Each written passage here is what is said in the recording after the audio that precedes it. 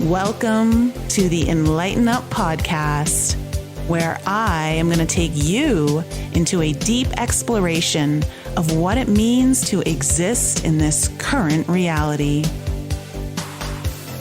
We are going to raise your vibes, open your mind, expand your heart, and dive deep into the wondrous mysteries and possibilities of this lifetime. There's been a spiritual catalyst that has set in motion the awakening process of many across the globe to return to the knowingness of self and unite what has been separated. Together, we're going to bring light into that darkness. We're going to remember the joy of living. But most of all, we're going to turn up the volume of our own eternal power and do the thing we're here to do.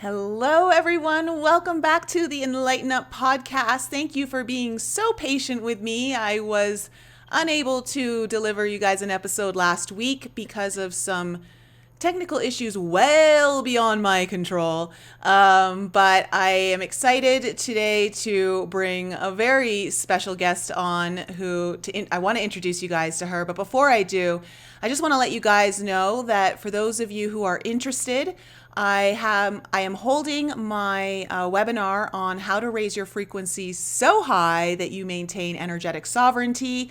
I will be teaching you guys how I transmuted the vaccine and how to work with it in manifestation. All things manifestation. This is not just about health or anything like that. This is just about really becoming energetically sovereign and empowered, and how you can use that to attract and create the reality that you truly deserve and want for yourself. So link for that is in the description below. It'll be Saturday, January the 15th at 2 p.m. Eastern time. And I will be recording it. So if you can't make the live, you will be able to access the recording once it's done. And so without further ado, let me introduce you to the lovely Amy Hines. She fought through hell to crawl out of pain so deep that she truly wanted to die. Yet she learned how to find an unexpected anchor of joy in this journey as it continues to unfold. She is a veteran and advocate, and her grandmother always tells her that Amy, you sure do have a way with words. Amy, welcome to the show. How are you doing? Hello. I'm so honored to be here. Thank you so much for this. And that's a fact. My grandmother, I saw her over Christmas, and that hasn't changed. She just kind of rolls her eyes and smiles and just recognizes it's just how it is. It's just how it comes out. So buckle in. That's so awesome. Well, for all of you, Amy and I met through an event, and I met her last October. And just, we had decided to go out for drinks, and listening to her story, I just was so impressed. And I'm like, my audience needs to hear this, because I just feel like 2022 is going to be a pivotal year for those of us who are really ready to move into, let's just call it, a more empowered state of being, taking all of the experiences that we've learned from and activate them and actualize them into our purpose. And those of us who are really ready to focus on that, I think there's a great opportunity this year, because we've kind of been through a little bit of hell the last 2 years. Yeah, it's been rough. And I think it's time to I think the pandemic was a really good opportunity if people were willing to take it, to sit with ourselves and to address some things that we've just been too busy or unwilling to address. And then we hit this moment where we have to sit with ourselves, and it gets kind of uncomfortable. And I think we all saw this in the people around us, that there were people that just were freaking out and panicking about it. But for those of us that are ready to do that kind of work, it was more than time. And it was, in some ways, there were moments of welcome reprieve to just continue to do the work in private. because this work is hard. This is very, very hard work. The deconstructing and the rebuilding of ourselves is something that takes some time, and to be able to do it in privacy is kind of a sacred thing, actually. So yeah. It's a very sacred thing, and it's absolutely necessary. I don't think you want to be doing that in front of everyone around you in your life, or in public eye of any way, at least not initially. It's very sacred because it's a true deep journey within, and it requires a lot of vulnerability. It requires a lot of honesty. And in order to be able to do that, you can't really have too many outside influences affecting that journey. Well, and I think during that time frame too, everybody, they got lonely and they wanted to get into a relationship. And I feel like for some people, the people that really need to do the work, that's the worst thing that they could have done. There's some of this work that you can't do in relationship. But on the flip side, you also need a community. You need people that'll keep you accountable. You need people to plug in with. And I think that's super important. And now that people are getting back out there, hopefully they're going to evaluate, okay, what does my community look like? And are they pushing me and challenging me? And do they understand the difference between good pain and bad pain? Like when Yes. you're going through change and you're trying to push through something, you're trying to do something difficult, it's very important to understand this is good pain. This is helping me. This is growth. It's like going to the gym and you break down your muscles and you put them back to, they heal properly. And they're more robust. But the bad pain is, hey, if I keep going on this path, I'm going to break something. And I certainly had that experience a few years back where I absolutely broke more than one thing. I ended up in the ER, and we thought I was having seizures and a heart attack and all of those things. And it was because I had been the impervious freight train for pretty much my entire life. And the worst thing that I had said over myself was, I'm fine, I'm fine, I'm fine. I was always fine. Everything that happened, I could always take it, and I was fine, fine, fine. And I was not fine, but I was outrunning it for a certain amount of time. And this analogy has really served me well. We figured out I wasn't having a heart attack. I wasn't having seizures. It was stress. It was the stress that I had been carrying as this freight train for all of these years. And then I decided about 2 years prior to that, a year and a half prior to that, to slow it down, to recalibrate, to stop outrunning it and do the work and sit with myself and all of that sort of thing. So I was good for like a year. And then all of a sudden this hit and just plowed me over. I'm like, what happened? I've been making good choices. I've been making healthier choices, all these things. And now if you think about the way a freight train works and the physics of a freight train, it'll go, go, go, go, go. But when that engine stops, what happens with everything else behind it? That stuff still has momentum. That stuff's going to keep going until that energy clears that. And that was the clearance point for me. And it was really scary, but it was also, I think, kind of a weird sort of confirmation that recalibrating my life and doing the work and sitting with myself and asking the good questions and not looking for myself outside everywhere else, but inside, and really having some really tough talks with God where he loved on me very, very well. That was the right answer for sure. And I'm so grateful it happened. Yeah, okay, let's talk about this because I think this is a beautiful analogy. I was like, I love this. We're calling this the Impervious Freight Train episode because people really need to understand this on the healing journey and the self-discovery journey, because it's very true what you said. When we start to really kind of take the time to go in deeper and maybe slow things down, I totally relate to your story. It's one of those go, go, go, go, go, never stop, just keep going forward. And you're right. The rest of the train is ultimately all of the past traumas or all of the past experiences, beliefs, all that, the masks that we wear, all that stuff that is not wanting to stay with us anymore. It's ready to be cleared out. It's going to come and hit you, but it won't hit you when you first stop. Some stuff will hit you. Right. The first few carts behind you will hit you, but there's more. And you're like, ooh, that wasn't too bad. I got through it. And then a year later, you're like, holy cow, what was that? Yeah. You have to be ready. Yeah. And some of the really heavy loaded stuff can be at the back in the caboose, Ooh. Ooh. Yeah, for sure. I had a lot of cars. They were full. Oh, I think that's why it all happened. And this was a in some ways too. Like I've gone through my life and I prided myself in being a person that could not only take a lot, but I could process a lot of things. Well, I mistook my organizational skills for processing. So instead, I had all these little boxes around. And I'm just like, oh, that goes in that box, and that goes in that box, and that goes. My boxes were full, girl. Like the boxes were freaking full, and they were in the train. They weren't processed. I just stored them in a very organized manner. Yeah. So I ran out of Compartmentalizing. boxes. Yeah, I had to finally bring all that stuff out. It was ugly, but so worth it. Okay, so take us through from the very beginning here where you thought life was going just the way you thought it was supposed to. Like, how were you feeling? I guess let's just back that up even a little bit more. How were you feeling still in the heat of it all? Like, of like going, moving? Like, did you think that, were you starting to feel any kind of fracture within yourself of realizing something's not right here? I'm not happy? Or did it just kind of hit you out of the blue?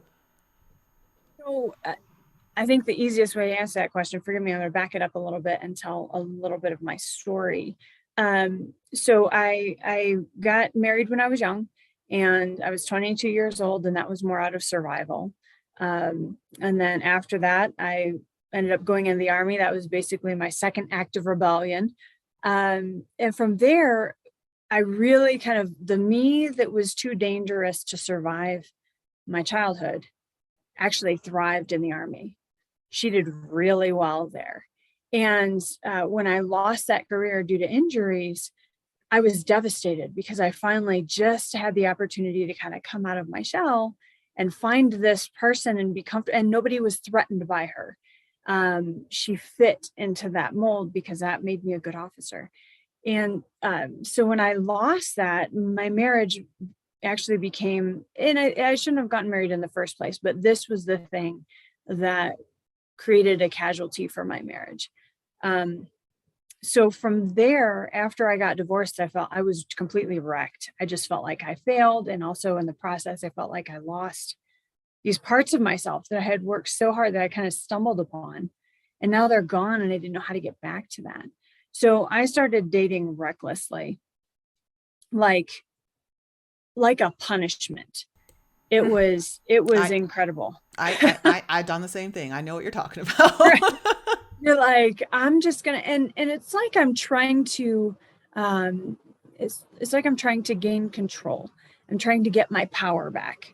And I'm trying to get my bearings, and I just called it a social experiment. Well, let me tell you, when you are on the verge of becoming an escort and you're like, you know, maybe I should kind of look at my life choices here, because I'm right on the cusp of, if I go this way, there's a pretty clear direction of where it's going to go. It's not going to be good. I'm having a great deal of fun, but it's because I'm operating at warp speed.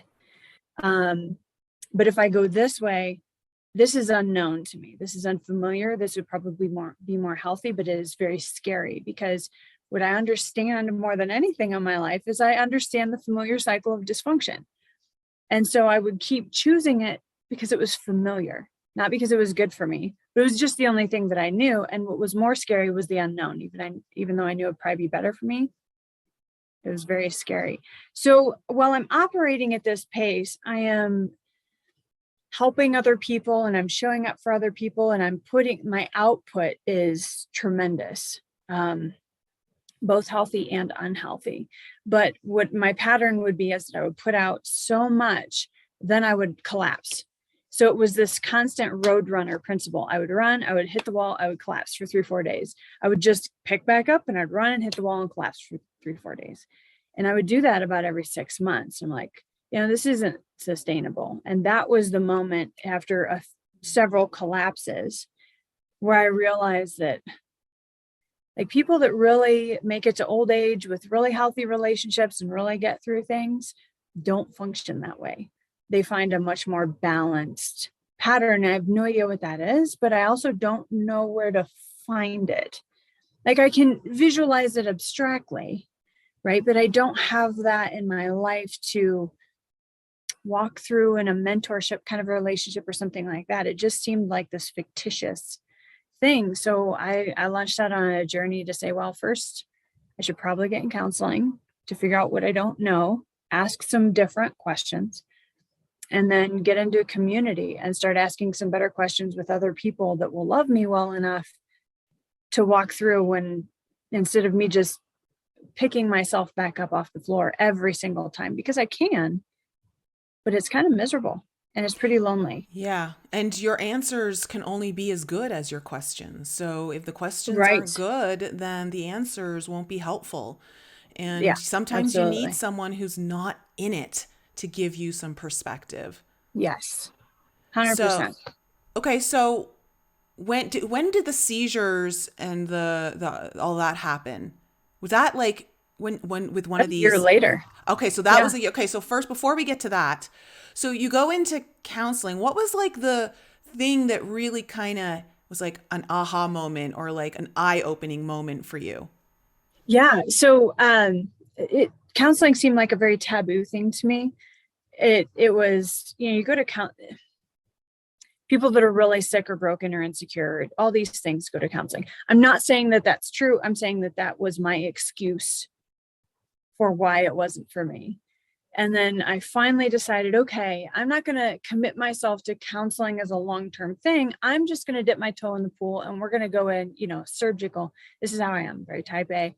All right, we're going to go in. So I went and I sat in counseling. I'm like, okay, very nice to meet you. So we've got 5 sessions and here are the problems. And I just need you to give me homework. And she's like, oh, that's cute. But no, that's not how this works. But Yeah. it's really sweet. You're Mm-hmm. motivated. I'm like, Mm-hmm. okay, well, hit me, sister, because I'm ready for whatever it is. I'm assuming that I'm crazy because I'm here in the first place, right? I'm assuming that I'm clearly failing at things. That's why I'm here. And it was nice to hear from somebody who said, 1, you're not crazy, but 2, you are carrying more than you need to. How do we navigate this? And then the sitting with myself. So what I found was the holidays seemed to be the toughest time for me. I was carrying a lot of grief. There was a lot of pain, not associated with the holidays specifically, but the holidays just seemed to bring up my awareness of the dysfunction and all of the busyness and everything that was happening. I felt like I could walk into a room and just scream at the top of my lungs and be completely and utterly alone. And it was terrifying. And it was just sad, to think about some of the things, with my family or past hurts that hadn't been addressed. So it was a very lonely time. And I told my counselor, and this was the moment, I told her, I said, yeah, I'm dreading the holidays. I just see them coming and I don't know what to do about it. And I have no outlet. And I have tons of friends that are inviting me, but like, I don't want to go to their family dysfunction and act like that's funny. Like I super appreciate the offer, but I've got something else going on here where it really doesn't matter where I am. I'm going to be in a lot of pain. And she said, well, Amy, just because you see a pothole coming in the road doesn't mean you have to hit it. You could swerve to avoid it. And I was like, oh, well. Well, isn't that like Thank that's you, like Captain Obvious. Like but that's okay, but this is the pattern though of self-sabotage right. and like oh, even though I don't like it, I'm comfortable in the trauma, and I'm That's how comfortable it in the is. drama. And so, Yeah. yeah, pothole, no, I'm just going to go right over it because I don't think that there's even an option of swerving around it. Right. Like I've hit that pothole every year. It's just so I'm thinking like, how can I reinforce my car to handle the pothole? But, rather than like, oh yeah, I guess I could swerve around it, common sense. But that's the pattern, right? These are the pathways that happen over years of trauma and dysfunction and learning how to survive. So the tools that we acquire in survival are fantastic when we need to survive, but they are horrible tools, completely dysfunctional when we're trying to do something a healthy way. Those tools no longer serve us, and we have to learn a new pathway and learn a new way of thinking. And so she's like, Amy, instead of looking at the holidays as a time to dread and how lonely you are, get excited about the holidays because things will quiet down a little bit on those days and you can celebrate yourself. What is Amy going to do for Amy on those days? I was like, oh, that's a novel concept. And I actually she's like, so I want you to actually lose yourself in having fun, planning what you are going to do for yourself for the holidays. This is an Amy day. This is a free PTO day, only you don't have to burn PTO. I was like, oh, okay, now you got my attention. I got you. So I went and I like bought all the food and I made myself my own feast. I'm like, it doesn't matter if I throw half of it away because I can't eat all of it, right? This is not a time to be practical. This is a time to celebrate in a way that I never have for myself and to embrace it. And so I did. I put up my tree and I put on, the corny Christmas movies, and I baked the cookies and gave them away and all that stuff. And I had a great time. And so the year later, then when I get hit by this momentum. Okay, hold on. Before you go there, I got to stop you for a second, because I love what you did there, and I don't know if people really understand the importance of what you did, because this is something that I've actually learned through my own healing and looking back at why do I have a lack mentality, and like why do I always like think I don't deserve this much, or I can't have that much, or it's only a certain amount and no more. And a lot of us carry this, a lot of us do. And when you just talked about creating your meal, your holiday meal, and how like it didn't matter how much you made, even if you threw out like half of it, it's like this wasn't about, again, like you said, being practical. And in my family, my mom would always just make the amount of food that was just enough to feed all of us.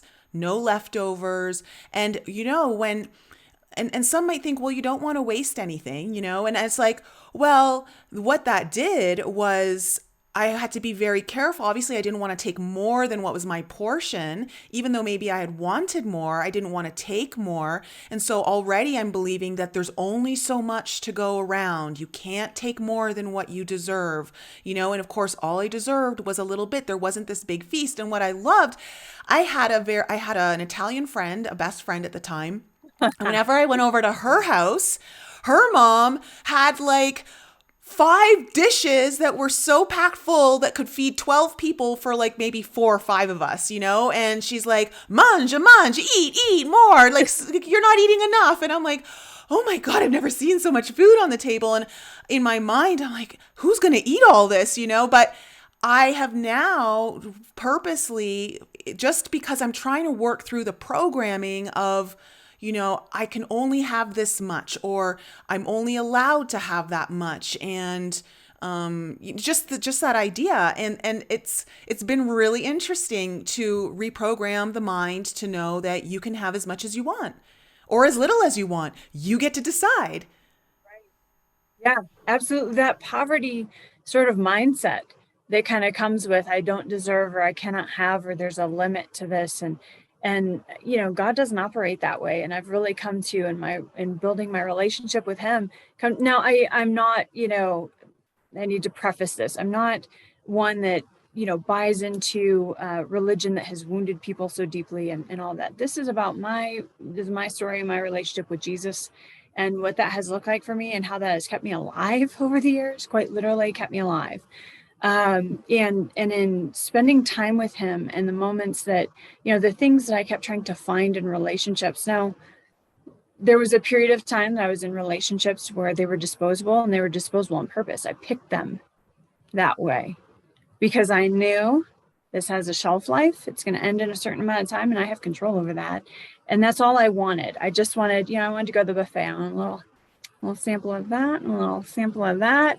And I did, and it was delicious. But, you acquire all kinds of wounds along the way. And, Yeah. And when they look at you and they're like, oh my gosh, I don't understand. I'm like, it's fine. It's not for you to understand. But this was all I wanted out of this. And then I transitioned into a period after kind of doing some of the work and sitting with God and asking him the questions. And also, I have this saying of like, if you want to know what your purpose is and you want to know how you're built, like ask the manufacturer. And God is our manufacturer. And I started asking him questions instead of looking to my job, because my job, I was all over the place. I got fired from a job, which is completely not like me. Liberating. Everybody should get fired at least once. But totally unlike me. Like, I'm the person that's in charge, and I'm type A, and I meet every single deadline, and I get it done, and I get things done. So my identity tied to all these things that wasn't working. Relationships that I intended to be disposable, that's going to be tragic. Career that's just not getting off the ground. Relationships that are just, they're in transition constantly. I met people along this journey that were a lot of fun to be around, but we were not good for each other. Friend groups that I had to kind of call and continually dig up and replant and dig up and replant. It's painful. So yeah, to get out of that poverty mindset and say, God, what is your purpose? And he's like, and it's in his word. It's in the Bible. It's all over in the Bible. It's not the prosperity gospel. That's crap. That says it's going to be easy and you're supposed to have all these easy things and it's all about just you. It's not. But to be in a place where you have such abundance that you can be like Joseph in the Bible, where you can see that there's a famine coming and you are positioned in such a way that Thanksgiving meal, I've got all this extra. Well, guess what? I've got people that live near me that there are 6 people crammed into a 1-bedroom apartment. They will gladly take my leftovers that were homemade, right? So it's a celebration of me, and it becomes a celebration of the people around me, that my taking care of me, my filling my cup up should continuously be this overflow into the community around me. So I'm still meeting the same purpose. I'm still doing all that going and doing and being for people, but I'm prioritizing me first, where I'm not doing it by running my tank empty constantly. I'm doing it in a way where I'm filled up so consistently that it never runs out. And I was like, oh, Yeah. Swerve. I know. And turn on the faucet. I know. Okay. Let's talk about this, because there are a lot of people who burn themselves out. They just keep going because they just don't know. Well, they don't know anything else, and they don't think anything else will work.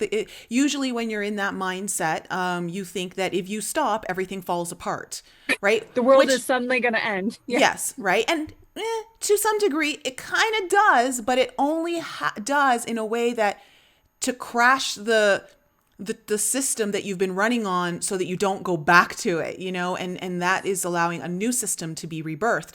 But what would you say to someone who perhaps is running that impervious freight train, okay, and maybe thinking about stopping? Like, what would you say is so important about when it comes to filling your own cup versus taking care of everyone else and everything else but yourself? Well, it's a very selfish principle, honestly, to think that it's just going to stop operating without me. I mean, think about it from a leadership perspective in a business. And the person who is the CEO of that business is micromanaging everything else, and they're burnt out because they're in everybody else's business, because those people have to line up at the CEO's office every single day to get their portion of what it is that they need to keep going, versus a CEO that's going to thrive and their business is going to grow and they're actually going to have a little fun along the way, is someone that recognizes that this is my lane and my job is to invest in people in such a way where I don't have an ego that says they are so dependent on me and I have to show up for everybody else. No, I show up for myself first. I make sure that the faucet is on. I'm asking the right questions. I'm looking to God for my inspiration. So that way too, I'm not just coming up with these things that are birthed out of, like, you can see plants can grow out of a broken rock. It's crazy, but it doesn't mean it's going to thrive there. Sure, but it's going to reach capacity. There is a ceiling. It is not going to become a redwood with those kind of roots. So having the recognition that out of these broken pieces of our past, we're trying to plant our identity in things that are all kinds of broken. No, excavate that crap, get it out of there, do the work, plant some real roots, and teach people how to cultivate around you. So then as you're pouring into them, they're watching how you pour into you. So they no longer are constantly in this poverty mindset in their life. They have learned that, oh, I can make these changes for myself. And then that becomes a ripple effect to their children and the people in their circle. So you're doing them an injustice by constantly thinking that you have to show up for them and be everything and drop and be available 24/7 and run at that operating pace. Because if you do have that position in their life, they are watching you. So what kind of a standard are you setting? You're setting the standard of someone who says it can't be done if I don't do it myself. Yeah. and it's a very codependent relationship. Like So unhealthy. that is so codependent behavior, and it's just very, very unhealthy. And people don't realize that when they're doing that, how, because now basically you're saying you're not able to do this, you're not able to get this without my help, or this won't happen for you unless I help you do it. It's really, like you said, it's very egotistical, without ever realizing, because we convince ourselves it's coming from our heart, Right. but And being really helpful. but really it's a need to control everything outside of you. Yeah. And Say that louder for the people in the back. That's what it is. It's yeah. control. You nailed it. I didn't mean to cut you off. Please keep going. Like, I mean, well, tell me about, because, I've been there. I still struggle with this to some degree. It's not something that just goes away overnight. You reduce it and you reduce it and you hit more lessons and then you just keep working on it. But this need to really control everything outside of you is because inside you are so out of fucking control. You are so out of control inside. So therefore you have to, because none of us want to look inside. That's not where the problem is. Never. All these No. chaos happening outside of me, that's just because everyone else like just needs my help, or this is what's, no, like, and we don't realize, oh shoot, maybe I'm contributing to that because I'm projecting everything that's inside of me into my world. 100%. And the people that we allow around us, the boundaries that we set, the boundaries we don't set, the cutoff game we have, the cutoff game that we should have, the cutoff game that we need to get rid of, right? Like knowing the difference, again, kind of going back to that community and the good pain and the bad pain. They're not a hater if they love you enough to call you out on something you're doing that is totally unhealthy. I love you enough to say, Amy, if you keep operating at this pace, and you keep doing this, you are going to crash. Amy, I love you and I appreciate you're trying to help, but I don't need your help. Things like that. If you're not dealing with you, you're going to get offended by that kind of thing. And iron sharpens iron, right? But if iron is around plastic, it's going to dull that knife very, very quickly. And the last thing I want in my life, and this is one thing that has helped me more than so many things, but this has been a profound part of my working through the freight train, the being afraid of dealing with sitting with myself and what it looks like on the other side of the wreckage and cleaning that up. And that is the ability to say, I welcome healthy feedback. I do have good intuition. The Holy Spirit does speak to me. He gives me words of knowledge. He gives me good discernment. I need to honor that and honor myself by not blowing it off and getting into relationships that I know, like I've got a little collection, I got a bouquet of red flags over here. And I'm like, oh, it'll be fine. No, it will not be. No, it will not be. When in the history of ever has that been fine? It never, ever blooms into something that you actually want. So to sit with myself and say, okay, what was my participation in this? Not they're a piece of crap, or look at what they did to me, or look, absolutely, the things that they did are not okay. However, I gotta separate myself from that and say, what was my participation? Well, I allowed it. I answered the text. I answered the call. I let them come over. Whatever the case may be, that's on me, right? So being able to take that sort of feedback and move forward and say, okay, it's not about being perfect. It's about just continually learning new things and giving myself grace so that I don't feel like I fail every time I learn. They're two different things. Yeah. And that's a big thing too. We put so much judgment on ourselves, so many high expectations. So I think our ego purposely puts such high expectations on so that when we do fail, we will give up. We'll think it doesn't work. I'm not good at this. And completely not try to succeed. And it's funny because this can happen to anyone. Even the most successful people can go through this in some area of their life. And we all have that weak link in our chain that needs to be really kind of put back together and strengthened. Or maybe it's one that needs to be removed. It, can go both ways. You get to choose like what you think needs to stay and what goes. But like, so then you get hit by the freight train a year later. Take us through that. It was scary. And it was also it was one of those moments that really identified this. I'm showing up for everybody, and what kind of example am I setting? So in that moment, when those people that look to me, it just feels like everybody just kind of comes to me. And I loved it because I felt valued. I felt like I had value. I felt like I had purpose. I felt like the things I did had meaning, and I felt loved. But there was still something that wasn't quite right. Again, that I'm in a crowded room and I still feel completely and utterly alone.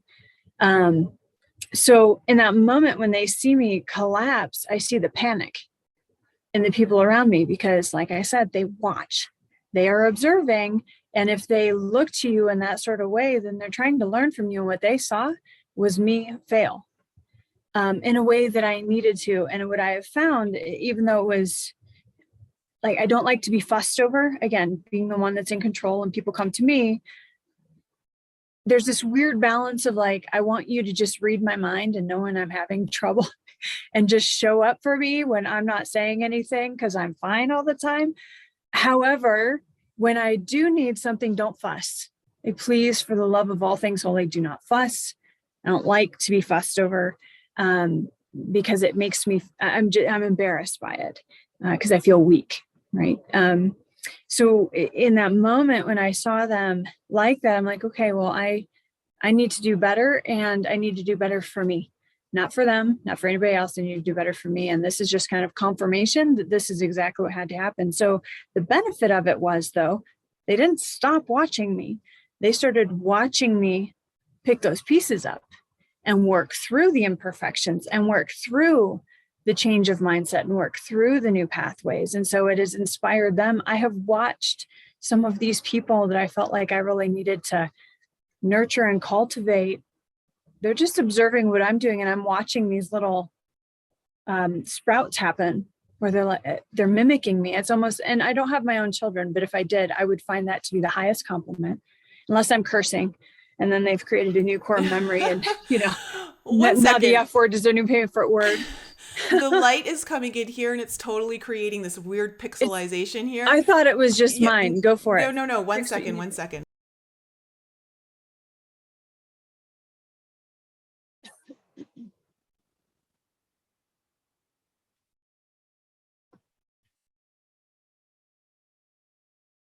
There you are.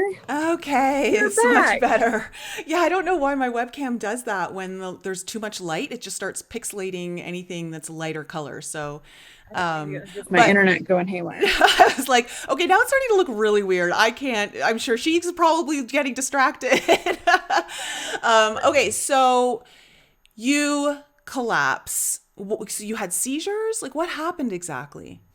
So I would be driving, and then it felt like someone just pulled a shade down over my eyes. Like I would be blind for a few seconds, then it'll come back up. And I'm like, oh, that's probably not normal. And then also I was having a lot of chest pain. So I actually ended up in the ER twice in the same day. I went once, and I was stubborn. I drove myself, and oh no, I was going to drive myself, and my people panicked, and they're like, no, you have to call. I'm like, fine, I'll call the ER if it makes you feel better. So, at least the EMTs were cute. They were nice. But I was like, listen, I'm only doing this because I'm being forced to do this, but I'm having pain. And so, they put the little stickies on you, but they couldn't get a good reading of anything. So when I got to the ER, they did all the, whatever they could do. They said, we need to catch it when it's active. Same with your eye thing. Okay, fine. I'm going to go back to work. An hour later, I was doubled over. I felt like my chest was going to explode. And so called the ER again. This time they had to peel me off of the parking lot. Like I was completely gray, and they picked me back up, and they're like, well, now you're not looking as good as we saw you the first time. Clearly something is, actively happening at the moment. So through a number of different tests, we were finally able to find that, thank goodness, I don't have anything like that. But the only explanation we could come up with is just stress. And I was so confused. I'm like, but my stress level right now and for the past almost year has been good because I've been making healthy choices. I've created boundaries. I'm learning to have a governor where I create an off switch and I don't just go. Like I'll take a nap or drink more water, simple things. Say no.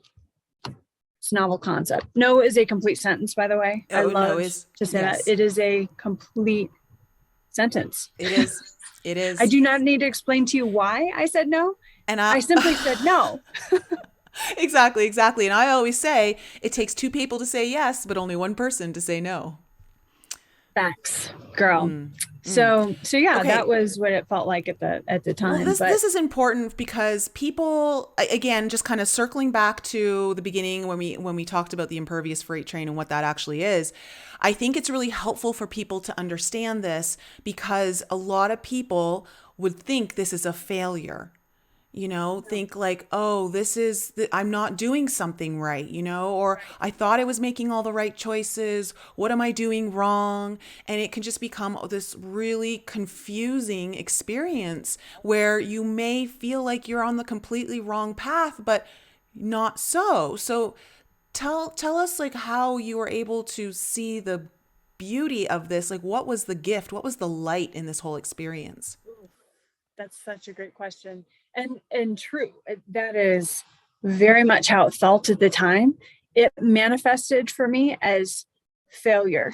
Now I suddenly cannot maintain the lifestyle and the dysfunction or whatever that I was doing before. I've now therefore failed. And once I was able to kind of process it and understand it as not a failure, it was simply change.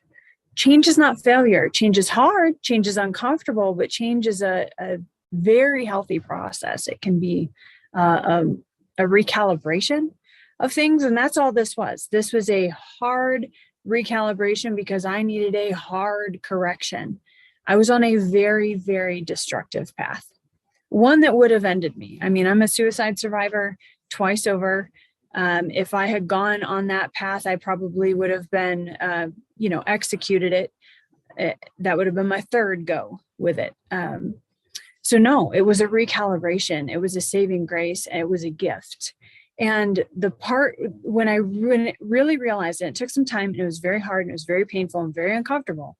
But when I got to the point where I started sitting with myself and asking the questions and you let some of those things where you've done the surgery, now the surgery is starting to do some healing, and you sit with yourself in a quiet room and it's peaceful. You don't have to fill it with anything.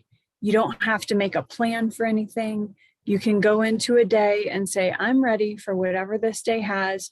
Even if that means that I have dirty hair and sweatpants the whole weekend, I have not failed because guess what? I can still do laundry and I can still do these other things on Monday during my regular week. That I'm not a failure for listening to my body and really taking into account, like, I am exhausted. Okay, well then say no. They may expect you to say yes, and they may be shocked when you say no, but you are again teaching them a healthy lesson. If they're people that need to be in your life, they're going to learn from it, and they're not going to question it. It's not going to be, well, why are you saying no? What do you like? I love to use this example, one, because it's kind of funny, but it hits. And I think women in particular we are the worst at not saying no to things. We feel this, it's kind of a cultural pressure of we can just handle anything and we just say yes to everything, be everything for everybody. But I was hanging out with this person. She's like, we should be friends. I'm like, but should we? I don't like, I know you think that, but I don't know. I don't know if I agree, but you know, I'm going to give it a whirl. Right. So, we spent some time together. We had like a girls' night and it was fun, but clearly I was like, okay, it's time to go home at the very least. And so I'm like, okay, I'm going to head home. And why don't you want to stay for longer? And all these things. I'm like, because I have plans tomorrow. Oh, well, what are your plans? Sister, my plans Ooh, are not be here, yeah. right? The plan is to not interface with other humans. My plan is to just take care of me. And I don't need to justify that. I'm tired. I'm ready to go home. My plan is none of your business. Okay. And being okay with that. And old me would have felt pressure to, like, those are her things. Those are her issues. And I would have felt a need to help her with those. Instead, I was like, no, I have to come first here. She'll be all right. She's been riding that train for 40 years. She'll be all right. And she learned a I good need to be boundary okay. lesson, like, Boundaries. yeah. Yes. And the people that won't respect your boundaries, well, it's going to piss them off. Well, guess what? That's what those boundaries are there for. They are there to piss off the people that will not respect them. It's just a byproduct of doing what you have to do. So that's really what, and then I forget exactly what question you asked me that got me on that tangent, but Well, just in how did you purpose it into light? Like, how did you take that darkness and purpose it into light? Which I think you were kind of explaining. The sitting with myself piece of just being able to understand a piece that I have never, ever felt in my life. So it's unfamiliar. And so I raged against the light, as you would say. Or I've heard it said, I raged against the dying of the light, I think is what the quote is. But, what I thought was light in my life was all these things I was making up my purpose. And when I was able to just sit with myself and enjoy me time without guilt or fear or panic, I realized that I had a lot of relationships, particularly when it came to dating, that were rooted in panic and trauma bonds, and a lot of projection of pain and rejection from my past. So when I didn't feel the need to be out there actively fixing those outward things, and I could just sit with me and fix the me things in quiet and privacy, with some solidarity, and honor myself and not look at it as punishment, like I'm fear of missing out. I'm not out there doing all these things other people are doing. At first, that was the first thing. Like, oh my gosh, I'm sitting here, I'm wasting time. I could be doing anything but the work. But once I see it as like swerving, and missing the potholes and creating a meal for myself, this is self-care. This is healing myself. This is going to make me more robust, that I can get back out there when the time is right. It was the most amazing feeling ever to experience peace on a level that I didn't know, people would say the word peace and it legitimately had zero meaning for me. It sounded like some utopian ridiculousness. Honestly, I'm like, oh, that's cute. Put it on a Christmas card. Yeah, I know. It meant nothing to me. Yeah. Well, here's the thing is that, the reason being is that when you have this desire for peace because everything is so chaotic and, in a moment you're like, oh, I just want some peace and quiet, or, but when you get there, you're like, you experience it. And there's a part of you that wants it, but then there's also a part of you that wants to reject it because it means the part of you that favored the chaos needs to die. Yep. And there's grief, there's loss that you're actually going through that you don't even realize. You're losing a part of yourself that isn't healthy, but still there's an attachment to it. And so we always go through some kind of grief or loss, even if we know it's not good for us. And so I think that's profound. Part of the process that people have to understand, that when you're trying to reach that point that is so brand new for you, you've never really experienced it. It's going to be good for you, but at the same time, it's foreign or uncertain. You get there and then you're having these mixed feelings about it. Part of you enjoys it and part of you is like, well, why the fuck am I so sad? Like, why am I feeling lost right now? Yes. Oh, that's so good. And this is part of the journey that is so challenging, is when you're going through these very unfamiliar things and you can't identify, there's some sort of comfort. And I think it's just the sense of feeling like you're getting a little more control back, but comfort in being able to label and identify it as this. And it's a certain phenomenon that is not uncommon. It may be I might be experiencing it in an uncommon way, but the phenomenon of grief itself is not uncommon at all. So if I'm able to say, wait a second, I'm feeling XYZ, I'm feeling grief. It's panic, but it's coming out of grief. And then I'm able to detach myself from it enough to say, okay, this is what's happening. I can be calm. Or like for us females, like the times that we feel like we are absolute lunatics, we're like, wait, what's the calendar? 3 weeks into the month. Oh, okay. So I got it. 3 days from now, I'll be fine. Kind of a thing. Suddenly you stop feeling so crazy. You've anchored yourself. You've kind of grounded yourself in something that you can walk through. There's a ladder that you can follow the rungs through. But if you don't know that it's grief and you have no idea that it's coming, when it does hit you, it's startling and terrifying and super uncomfortable. So what was your anchor that you dropped through all of this? Like, what was that thing that was just dragging you down? You know what? It's funny you say it wasn't so much the anchor that I dropped, it was the anchor that I pulled up. I had dropped anchors at different points in my life. There was one particular relationship that was super, super dysfunctional, and it hit at just exactly, it was the perfect storm. And it hit exactly the right time at a time where I was really kind of transforming. And this person was also, he was kind of transforming, and we happened to intersect right at this perfect point where we seemed kind of perfect for each other. And I thought he was, from the path that he seemed to be on in his brand new steps, right? Like he'd been taking a path this way and he started taking 4 steps that way. I'm like, oh, he's going this way. Not necessarily true. He took 4 steps that way, right? But ultimately he was going to go back to going this way. However, 3 steps into the 4, I dropped an anchor. I dropped an anchor at who I thought he was and who I thought I was in respect to that. So then every time he would show me that he's going this direction, I couldn't process it. And I would be like, well, I basically tethered myself to who I thought he was going to be, who I thought he wanted to be, his potential, who his mama said he was, all the things. And in that, it put me into a tailspin every time that was rocked.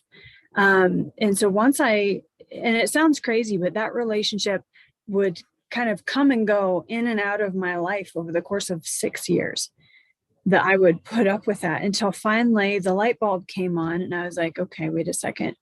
He's not just a raging piece of shit. I mean, he is, but what is my participation in this, right? He's not doing this all by himself. I'm participating. And when I pulled that anchor up, it allowed me to do some healing. So what was profound about that relationship actually wasn't the person. He was a representation. I projected all kinds of things from my childhood onto that intersection, and I dropped an anchor. And I said, this will now be better. This will now right all of those wrongs. And I didn't realize that it was little Amy who was making those decisions. It was little Amy that chose him, because little Amy thought that this person who represented all the rejection in my past, who now looked at me like I was the most tasty unicorn he'd ever seen in his entire life, now it's all going to be all better, right? Because I'm now being seen by all of those things. And that wasn't true. I still had to continue to do the work myself. And so once I was able to do that, I was able to forgive him. And I had this conversation with a friend of mine the other day. I think it's really, words mean something. And I think it's super important that we're very, very clear on what we mean when we say some of these big, important words. Forgiveness represents a lot of horrible things to a lot of people. Forgiveness does not mean I'm saying that the things that he did and all the people before him did are okay. They're not okay. But that's not my job, and that's not my problem. And every time I think about it and I have that tethered to me, I've got that soul tie tethered to me. Every time I nurse that, it wounds me over and over and over and over. So I need to cut that soul tie off. I need to cut these things off, and I need to do the healing. That energy and all that stuff, that goes back to you. I am simply sending it back to you. Not even as a maliciousness, but that's your stuff. I'm not going to worry about fixing you, helping you, all that stuff. Yeah, it's like, I'm not carrying this for you anymore. I'm not going to carry this for you. I'm going to deal with me. And once I was able to forgive him, just so we're clear, it's not saying that what he did was okay. It was simply putting the baggage down and moving on for my own sake. It was tremendous. And it opened up all these doors. It actually was like this combination lock that opened up all these other boxes that I had all this other garbage in. That I was now able to look at it with fresh eyes and go, well, that never deserved a box in the first place. That can go, that can go, that can go, that can go. And I did a whole bunch of house cleaning, and the freedom and the weight that came from that. Now, mind you, some of that was, snot and ugly cry and tears and, on the floor, just doing the work and working it out. So it wasn't pretty, but on the other side, the weight that came off and unlocking the ability to say, okay, I projected these things that little Amy never dealt with, didn't know how to deal with. Now big Amy can come in and say, little Amy, I'm going to come and be kind to you, and I'm going to stop trying to reject you and feel like I've outgrown you. And no, I'm going to come and I'm going to kneel before you. I'm going to say, I recognize the pain that you went through, and I'm going to help you. And we're going to work through these things, and then we're going to move forward. I'm going to carry you with me instead of leave you in my past and try to outrun you and the things that you were strong. Little Amy was very strong. Little Amy went through a lot of things and she survived it. She needs to be honored and respected. And so some of that battle that I didn't know how to identify until I got to the other side of it was this constant tension between little Amy and adult Amy. Little Amy picked this dysfunctional person. Big Amy was constantly like, what are you doing? He's an asshole. Like, what are you doing? These are obvious things. Like, what are you doing? You know better. Big Amy does, little Amy doesn't. Exactly. And I see this all the time, and this is why I'm such a, inner child work is so important to me, and why I love to help people heal through the inner child. And it's because we don't understand that wounded little boy or girl inside of us is the one choosing all of our dysfunctional relationships, because they're the one who's been around the longest in the subconscious, not adult Nicole or adult Amy. The little one inside of us has been holding the reins of the subconscious and basically has been ruling the roost, and ultimately will make the choices because that subconscious has been patterned and programmed since the very beginning of your life. And so when you're trying to make these healthier decisions, it's hard. It's hard to realize that it's not you actually making them. It's that little boy or girl inside you. And they're making them from this place of fear of rejection, or wanting to just be loved, or wanting to be seen, or just needing to be valued, or, needing to be like, and like you said, value was, oh, I can do things for people, so that means I'm valuable, and so therefore I become the overgiver and I burn myself out, but I'm valuable, so it doesn't matter. Yeah, I'm broke as a joke in every way that's meaningful to keep my engine running, but I'm valuable to everybody else around me. Yeah, it's a very painful process. Mm-hmm. Yeah. So, okay, let's really quickly, what I love is, when people go through this at varying points, and I think the beautiful thing about COVID and all of that we've been going through in the last 2 years is that it has really slowed things down for people to start asking better questions so they can start getting better answers to their life. And one of the biggest questions is like, who am I? What is my purpose? What am I supposed to be doing? What did you find was the most helpful way to go about that? Because we often are looking outside of ourselves for the answers. Oh, yeah, almost always. And I didn't do it by choice. I did it. I went raging and screaming into the catastrophe that became my life. And I just decided, I was like, well, I mean, I could sit here and wallow around in the broken glass, or I could go get a broom. And so I decided to just start, and it was overwhelming. I mean, it was almost paralyzingly overwhelming how much my world came crashing down around me once I realized. So here was the thing for me. Once I recognized that the pain that I was dealing with was disproportionate to the problem in front of me. So I'm looking at the problem in front of me, or the relationship that has gone bad, even if it was a relationship that I picked because it was disposable.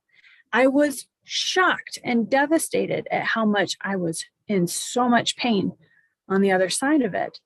And then I was able to go, wait a second, this is disproportional. What's going on here? And I was so grateful I had a hairdresser at the time who had been, I was obviously finally open to the idea of counseling. So at least that part of me had cracked open a little bit, much to my counselor's entertainment.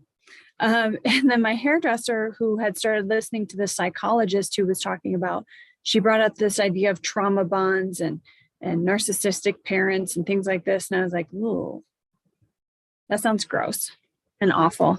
And I don't think I'm ready for it. And she's like, that's okay. it's probably going to take some time for you to be ready for it. But we connected over the fact that we both had very difficult childhoods. So talking to people can be very valuable, where it pointed me in the direction of even just listening. She's like, just go to his channel and just pick something that looks of interest. And before you know it, you'll be Alice in Wonderland, and you'll kind of sift through some things, and the light bulbs will start to come on to allow you to deal with this. And that's when I was able to go, ta-da, okay. So trauma bonds. I already understood the idea of soul ties, but what I didn't understand was the fact that I wasn't grieving this relationship. I was grieving pain from when I was 4, 5, 6, 7, 12, 15, when I was a child. So this wound cut deep enough to go all the way back to those sorts of things. So while it was very difficult, I found that it was probably the best thing that could have happened to help me get my bearings to move forward. And now to just use that to share my experience, even though it's not perfect. And that's the thing too. I'm not looking to arrive, because if that's the case, I'm constantly going to be disappointed by every false summit. I'm not going to arrive. I'm just going to continually progress and get better. And as long as I'm okay with the fact that this is a journey and I'm just hopefully not going to recycle the same mistakes, then that's kind of where I'm at this point. I don't know if that answered the question fully, but I have a tendency to get on these little tangents. Well, no, I thought it was beautiful. I'm glad that you went on that tangent because I love that.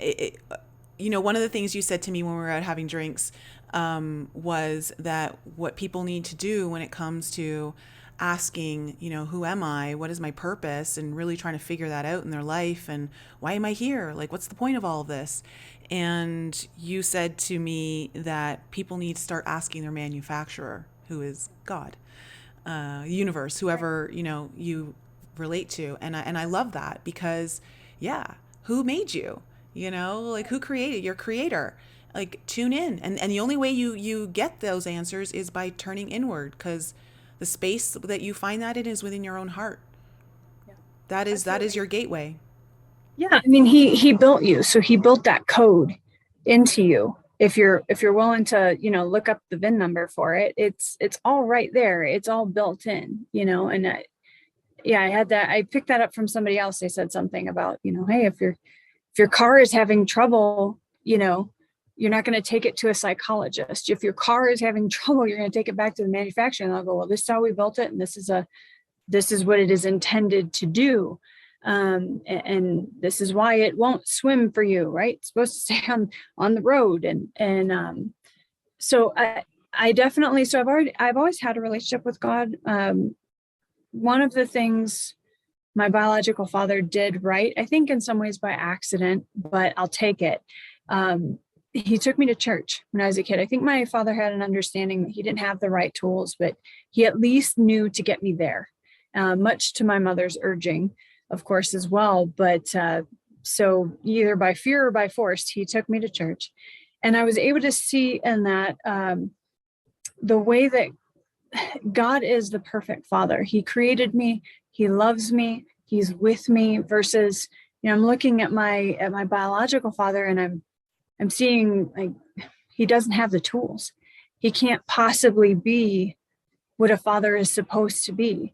But I love him. He's my father. But I can love him also knowing that he simply does not know how to be a healthy, functional human. And this was so profound. Same hairdresser, very dear friend of mine, and she's forever going to be part of my path and my journey. I'm so grateful that I met her. But we had talked extensively about many of these sorts of things. And she called me up in tears one day, and she was like, Amy, I just don't understand. She says, we came from some significant dysfunction that is very, very, very similar, you and me, but your view and your relationship with God is so different than mine is. And I don't understand why. And I'm heartbroken because I want to be close to God, because I do have an understanding that he's there. I just feel so far. And I don't know how to get to that. And I said, well, I think part of this, also knowing her story, I said, you and I got a very different message as children. I said, the message that I got was going all the way back to Sunday school. I heard a story from the Bible, and it's Shadrach, Meshach, and Abednego. It's in the book of Daniel, I believe it is. And it's about these three men who wouldn't bow to this king. And he said, fine, I'm going to throw you in this fire pit. And he throws these three men into the fire pit, and he looks in and he's like, wait a second, I threw three people in there. There are four. What is going on? And it was Jesus. Jesus showed up in the fire with them. He walked them out. They didn't smell like smoke. They didn't die. They weren't singed, none of that. So the message that I got was, buckle in, babe, this is going to suck. This is going to be hard, but I will be with you through it. I will be with you. And so that stuck with me. That's been profound. That has kept me alive through things where it's like, well, why do unfair things happen? Well, people want to blame God. Like, why would God let this happen? God didn't let that happen. It's the fact that we've kicked him out. He's a gentleman. He's a gentleman. He doesn't force himself into things. So we've kicked him out. It's not, it's the absence of God that has caused that. It's because you've said, I don't want your help. I've got this. Or someone else did on your behalf, and their choices are now affecting you unfairly.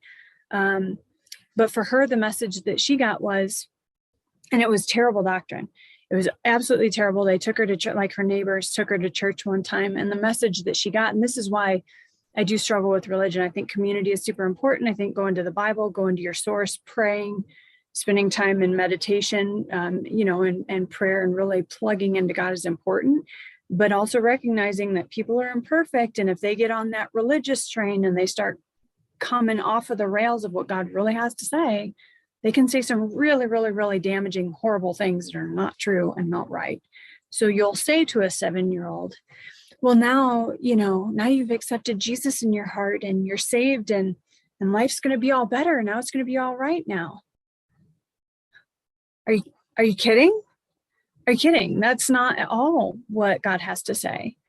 He says, you're probably going to be persecuted and it's going to be tough. And I was killed unfairly, but I'll be with you through that. Yeah, that's a very different expectation. That's my problem with religion, where of course, and this is because of humans. This is not because of our creator, God, the universe, whatever it is that people really identify with.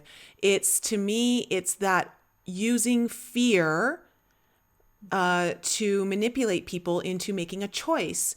So what people fear, hell, okay, and the concept of what hell could be, and so you choose God so that you don't go through hell. But we all signed up to learn a lot of soul lessons here, and we're all going to walk through hell to some varying degree multiple times, I'm sure, throughout our life. And you're right. The whole point is that God is always with us. It's just a matter of, are you paying attention? Are you tuned in? Are you welcoming him back in? Because most of us usually push God away. And so it's important to really kind of grasp that concept, because you're right. There's a big disservice in how the interpretation can be delivered to us. And then that interpretation can change the whole meaning. It can change how we are able to function and go through life. Yep. Because then we're like, well, I chose you. Everything's supposed to be good now, and it's like, right? Someone lied to you. And then it just feels like punishment, like God's punishing me. No, he's not. No, he's not. He and loves that's free you. will. Free will. That's why we get to live this life through our free will choices, to experience what we need to experience, to grow on a soul level. So before we wrap this up, I don't know if you'd be willing to just share this briefly, but I was really touched by the fact that you did a talk at, you went to a prison and you did a talk there for the inmates. What was that experience like for you, and how did that kind of shift things for you in understanding your gift? That's a great question. So it actually, it happened by accident.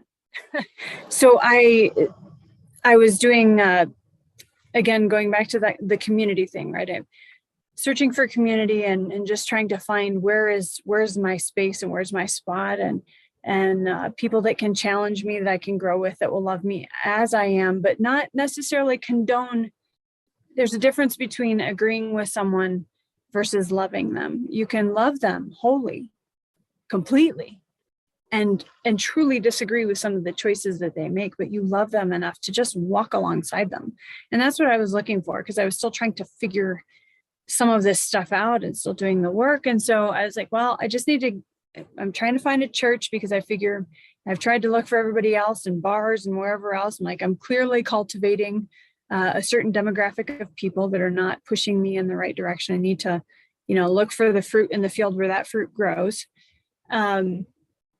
So I was like, well, let's start with small things. Like, I'll just get involved in a sports ministry, or I can just play volleyball or something with some people that are, semi-cool. We'll figure it out. Well, the volleyball league ended up going to a prison. I was like, oh, we do that? Okay, we're going to do that. So Here we go. Like, I'm all laced up, ready to go. They're like, oh, you can't play because you're a female. Like, wait a second. What am I here for? So I ended up sitting in the stands with a bunch of prisoners in a pretty significant facility. And I was like, well, I can be afraid, or I can dig into the, veteran part of me and be like, I'm playing. And I sat with these people. Now, mind you, some of them were veterans. And we instantly connected. And I had I laughed so hard, I thought my face was going to fall off. Like, we had a great time, and just watching the game and humanizing them in a way. Now, not in a naive sort of way. My biological father has been in and out of prison my entire life.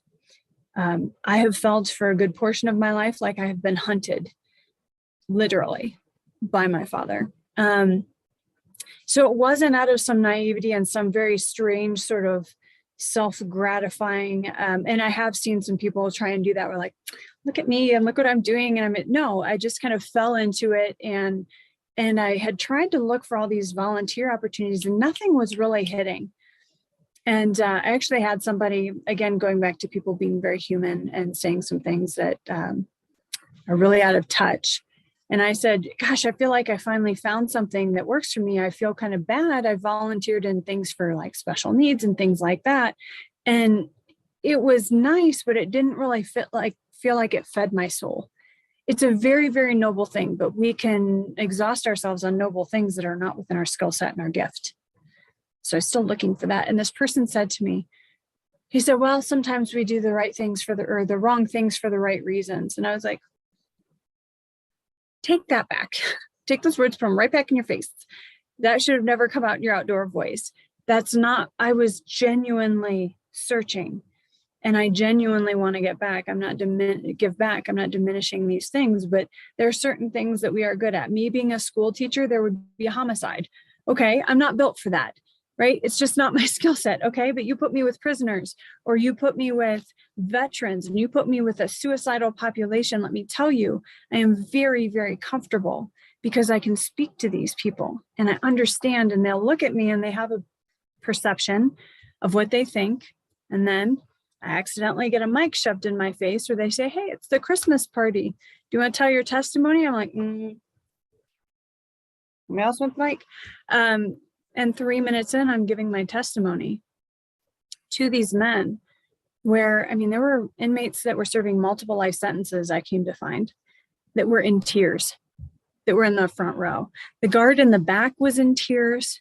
I was like, listen, you need to pull it together. Like, if anybody in this room, you really should not be in tears right now. Don't let them see you weak. It's weakness. But in 3 minutes, it was something that was able to touch these men. And I didn't give them some, rah-rah speech. I challenged them. In that moment, I became a little bit, they're like their daughter, but at the same time, their drill sergeant.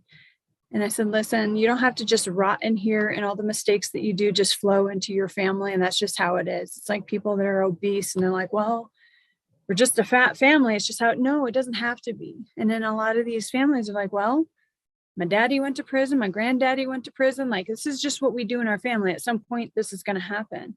It doesn't have to be like that for your kids. You may be in here for life, but what are you going to do with this time and space that can affect them outside of these four walls? And you can do that. And you need to work the program. You need to stop making excuses, because every one of you has an excuse. Well, look what happened. And that's what, you're here. You had some participation, that bad things happen to everybody. So you can either nurse your excuses or you can do the work. What is it that you want to demonstrate to your children? I said, I can't help my dad and my dad can't help me, my father, because my stepdad is totally separate. He's amazing and all of that. But my biological dad, I mean, that's blood and that's supposed to mean something. I can't do anything, but you guys can. And what is it you're going to do with that? So then they asked me afterwards, is there a program where their kids could talk to me? And as far as I know, there really isn't one, but I'm working on trying to build something like that for them so that we can catch them before they get in the system and they can see that you don't have to end up, apparently statistically, there's like an 86% statistic that I fall into that I should be in prison based on what I come from. And I didn't know that. But I have 2 master's degrees and I've never been arrested, and I was an officer in the Army, and I'm a relatively functional, at least on the outside, member of society. And so for them to want that for their children, that's what sparked this whole thing. It was me looking for community, and I ended up in a prison with a mic in my hand out of the blue, and that launched Amy Hines Real Talk. Well, let's just break that down so everyone really understands what happened here very clearly. When you're asking what is your purpose, you need to be asking your manufacturer, your creator. That is God. And it means you've got to turn inward and you've got to ask, what? Show me where you need me. Show me where I am meant to serve, like in the best way that I know how, like that's meant to show off, just not to show off, to showcase my gifts that you gave me to utilize in this life. And what happened? You had a very happy accident of falling into this volleyball team that just decided to go to a prison that day where only the men could play, and you were sitting in the stands talking to the prisoners and having this conversation that like just an opportunity led to another opportunity led to another opportunity. And that's how really a lot of this stuff happens. But when we're so stuck in trying to figure out the path, believing that we can figure it out or that we know what's best, that is pushing God aside, okay, and not allowing him in to show us the way. You just need to follow this and I will reveal it to you. And that's exactly what happened here. And so now you've discovered this new purpose of the power of your story and how that can help others who hold this. You hold the codes for people like veterans, like inmates, suicidal people. You hold codes that they need for their program to not just survive, but potentially thrive. Thrive. Absolutely. And it's so profound. And this is just like what I think, it's simple, but the best answers always are just turn inward. It's not complex. It's not. But why do we not want to do it? Because it's just easier to keep looking outside of me and pretending like everything that I'm still doing that doesn't work is somehow one day going to work. The answer is simple. The work is hard, right? I mean, the answer, you want to lose weight, you eat better and you go to the gym. But the execution of those things is challenging. It's very, very hard. So the answers are simple, but in this sort of thing and in this sort of work, you've got to be willing to recognize that change does equal breaking of some things. And we equate breaking to always being a bad thing or a negative thing. No, it's just breakthrough. It is helping you to move through things, and it's okay. And do not stifle the grief. The worst thing you can do is stifle the grief of that process. Change is difficult and it's hard. Embrace it. Recognize it for what it is. Get a community of people that will love you through it. And don't worry about arriving, because you're going to find every kind of false summit that's going to take the wind out of you. Just embrace the fact that you are a work in progress and your manufacturer knows what he's doing. Stop trying to come up with what you think that you were made for. Some people are made for off-roading. Some are not. Do not take your Porsche off-roading. Okay. It's not going to go well. It's just not what they were made for. But to be willing to say, okay, I'm not going to just come up with what I want and then ask you to sign off and endorse it. I'm going to submit and ask you the questions, and then I will agree to get on board with what you say that you have made me for. And it's a very different way of looking at things. I chose my college degree based on, all right, God, this sounds like a good thing. I'm smart. So of course you're going to endorse this, because of course there's only two options. If you're smart, you should be a doctor or a lawyer. No, do you know how much money I would have saved if I had asked some very different questions, and how much grief it would have saved me? So be okay with just letting it go. Let the pieces fall.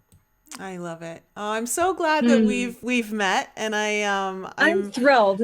I'm so glad that we were able to do this show, and I know my audience is going to just love this story and love your wisdom that has come through a lot of your experiences that have been breakdowns and moments of loss and grief, and a whole lot of what the fuck is going on with my life, Yes. That's exactly it. And what a happy circumstance that we were in a photo shoot and our pictures were up in the gallery right next to each other. Two, one more experienced podcast and one aspiring, trying to figure it out podcaster over here. That's a gift. And I'm so excited, and I'm excited to do more of this journey with you and get to know you even more, because what I know about you already is fantastic. And it's so much fun to talk to you. Like, we just really are very much on the same wavelength about some things that are just very deeply profound. So your audience, I hope they know what a gift you are.